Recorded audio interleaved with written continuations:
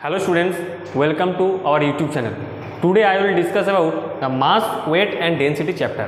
তো mass, weight এবং density এগুলোর বাংলা মানে কি এটা আমাদের জেনে নিতে হবে। mass মানে মনে রাখবে ভর, weight মানে হচ্ছে ভার বা ওজন এবং density মানে হচ্ছে ঘনত্ব। তো এগুলোই আমরা আজকে ডেফিনেশন এবং তার কী কী ইউনিট আছে সেগুলো আমরা এখানে ডিসকাস করব। তো চলো শুরু করি। তো ফার্স্টে আমরা আসছি মাস। তো মাস কী বলছে দেখো, the quantity of matter a substance contents is called its mass. মানে একটা বস্তুর মধ্যে কতটা ম্যাটার মানে কতটা তার মধ্যে জিনিস আছে, কতটা কন্টেন্টস আছে সেটাকেই তার মাস বলছে। মানে সাপোজ ধরো এই ডাস্টারটার মধ্যে কতটা এই ডাস্টারের কাঠ আছে, ধরো স্পঞ্জ আছে, কতটা জিনিস নিয়ে তৈরি সেটাকেই তার কিন্তু ভর বলছে। ওকে, তো the quantity of any substance at any place remain constant.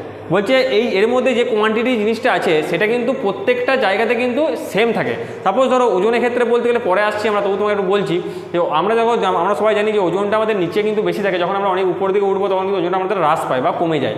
ঠিক কিন্তু এই ডাস্টারটা যখন আমাদের বলেছে কি রিমেন্স মানে আমাদের সাবস্টেন্সটা যখন সেম থাকে বলেছে, তখন এই ধরো ডাস্টারটা যদি আমি অন্য উপরে নিয়ে যাই এর ওজনটা হয়তো হ্রাস পেতে পারে, কিন্তু এর মধ্যে থেকে ডাস্টারের কাঠটা বা ডাস্টারটা যে মেটারটা এর মধ্যে আছে সেটা কিন্তু নষ্ট হয়ে যাবে না বা সেটা কিছু হবে না, সেটা কিন্তু রিমেন্স সেম থাকবে। ধরো আমি এই মার্কার পেনটা এটাকে আমি উপরে অনেক নিয়ে যাচ্ছি, এর হয়তো ওজনটা হ্রাস পাবে, কিন্তু এর মধ্যে কিন্তু ঢাকনা বলো, মার্কার বলো, কালি বলো, যে জিনিস আছে সেগুলো কিন্তু কনস্ট্যান্ট হবে, সেগুলো কিন্তু সেমই থাকবে। তার জন্যই বলছি যে কোয়ান্টিটি অফ ম্যাটারের substance contents is called mass. একটা বস্তুর মধ্যে যতটা পরিমাণ জিনিসপত্র থাকে সেটাকেই তার মাস বলা হয় বা ভর বলা হয়। এটা কিন্তু সমস্ত জায়গায় কনস্ট্যান্ট থাকে। এবং আরেকটা পাশে কি দেখা যায় দেখো, it is a scalar quantity. ঠিক আছে, এটা কিন্তু স্কেলার কোয়ান্টিটি মানে স্কেলার রাশি, কারণ এর হচ্ছে মান আছে কিন্তু দিক নেই, তাই যেটা হচ্ছে স্কেলার রাশি। এবং দেখো এরপরে এখানে যেটা শর্ট কোশ্চেন তোমাদের এমসিকিউ কোশ্চেন যেটা আসতে পারে যে এই ইউনিটের মাসের তো কাকে বলে তোমাদের শর্ট কোশ্চেন আসবে না, আসবে তোমাদের যে ইউনিটগুলো আসতে পারে। তো সিজিএস পদ্ধতিতে ইউনিট হচ্ছে গ্রাম, এফপিএস পদ্ধতিতে পাউন্ড এবং এমকেএস বা এসআই পদ্ধতিতে কিলোগ্রাম। এটা কিন্তু খুব মনে রাখতে পারে, তোমাদের কোশ্চেনটা এভাবে আসতে পারে যে সিজিএস সিস্টেমে মাসের একক কী, অথবা এফপিএস সিস্টেমে মাসের একক কী, অথবা এমকেএস বা এসআই পদ্ধতিতে মাসের একক কী। সিজিএসে গ্রাম, এফপিএসে পাউন্ড, এমকেএসে কিলোগ্রাম। এটা কিন্তু তোমাদেরকে খুব ভালো করে মনে রাখতে হবে, এটাই কিন্তু এমসিকিউ কোশ্চেন তোমাদের আসতে পারে। ওকে, তো নেক্সট আসছি আমরা ওয়েট। ওয়েট মানে হচ্ছে ভার অথবা ওজন।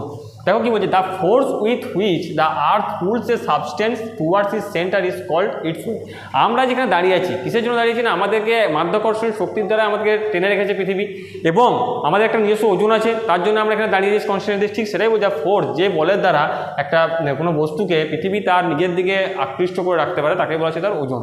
ঠিক আছে, its centre its called its ওজন। Weight varies place to place.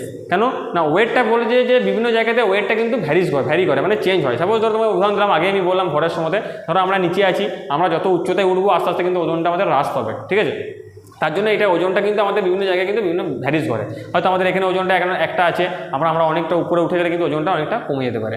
এটাকে কিন্তু বলা হয় ভেক্টর কোয়ান্টিটি। ঠিক আছে, এটাকে বলা হচ্ছে ভেক্টর কোয়ান্টিটি, কারণ এর মান এবং দিক উভয় আছে। ওকে, তো দেখো এখানে একটা সূত্র আছে যেটা তোমাকে মনে রাখতে হবে, ডাব্লু সমান এমজি। ওয়েট সমান হচ্ছে মাস ইন্টু গ্র্যাভিটি। যেহেতু পৃথিবী তার যে বলের দ্বারা আমাদের মাধ্যাকর্ষণ শক্তির দ্বারা আমাদেরকে আটকে রাখছে, টেনে রাখছে নিজের সেন্টারের দিকে, সেই জন্য এখানে গ্র্যাভিটিটা কাজ করছে। তাই ডাব্লু সমান এমজি সূত্র। কখনো কখনো তোমাদের অঙ্ক আসতে পারে যে এমটা দেওয়া থাকবে, ডাব্লু বার করতে বলবে। আর একটা কথা মনে রাখবে, এমটা এখানে মাস, ধরো কোনো বস্তুর মাস দিয়ে দিয়েছে, এখানে ওয়েটটা বার করতে বলছে, তাহলে মাসটা পেলাম। আর সূত্র আমরা জানি ডাব্লু সমান এমজি। জি এর মান কিন্তু always 9.8 metre per second square. এটা কিন্তু সব জায়গাতে সেম মান বসবে। গ্র্যাভিটির মান হচ্ছে 9.8 মিটার পার সেকেন্ড স্কোয়ার। তাহলে আমার কি ডাব্লু সমান এমজি, তাহলে আমি এখানে এম এর মানটা বসাবো যেটা দেওয়া থাকবে এত মাসের, আর ইন্টু 9.8 করে দেবো, তাহলে কিন্তু অঙ্কটা আমার ওয়েটটা বেরিয়ে যাবে। এটা কিন্তু সূত্র খুব ভালো করে মুখস্থ করবে। ওকে, তাহলে এটা গেল ওয়েট, এটা গেল মাস। নেক্সট আছে ডেন্সিটি। ডেন্সিটি মানে হচ্ছে ঘনত্ব। কী বলছে, mass per unit volume of a substance is called density. একটা বস্তুর মাস মানে ভর এবং তার ভলিউম মানে আয়তন, এর যে রেশিওটা, এর যে অনুপাতটা, তাকেই বলা হচ্ছে কিন্তু ডেন্সিটি। এটা কিন্তু ভালো করে মুখস্থ করে রাখবে যে mass per unit volume of a substance is called its density. এবং দেখো তাহলে আমি লিখে দিয়েছি নিচে যে ডেন্সিটি সমান মাস বাই ভলিউম, মানে উপরে মাস থাকছে, নিচে বলছে মাস আর ভলিউমের যে রেশিওটা তাকে বলা হচ্ছে কিন্তু ঘনত্ব অথবা ডেন্সিটি। এর ইউনিটটা সবসময় মনে রাখবে, এর ইউনিট হচ্ছে গ্রাম পার সিসি মানে কিউবিক সেন্টিমিটার।